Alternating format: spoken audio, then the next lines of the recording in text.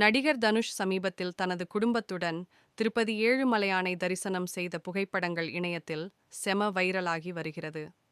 தனது அப்பா, அம்மா, சகோதரிகள் மற்றும் மகன்கள் யாத்ரா, லிங்கா ஆகியோருடன் தனுஷ் சாமி தரிசனம் செய்தார். ஆனால் இந்த பயணத்திற்கு பின்னாடி ஒரு சுவாரஸ்யமான தகவல் ஓடிக்கிட்டு இருக்கு.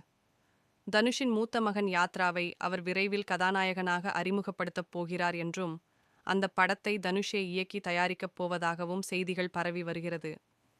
உண்மையிலேயே யாத்ரா ஹீரோவாகிறாரா? விசாரித்து பார்த்தால் இப்போதைக்கு தனுஷ் தன் கைவசம் இருக்கும் படங்களை முடிப்பதில் பிஸியாக இருக்கிறாராம். ஆனால் யாத்ரா தற்போது நடிப்பு மற்றும் நடனப் பயிற்சிகளில் தீவிரமாக ஈடுபட்டு வருகிறாராம். அதனால் இன்னும் ஓரிரு வருடங்களில் ஜூனியர் தனுஷை திரையில் எதிர்பார்க்கலாம் என்கிறார்கள் விபரம் அறிந்தவர்கள். தனுஷ் மகன் ஹீரோவாவதை பற்றி நீங்க என்ன நினைக்கிறீங்க?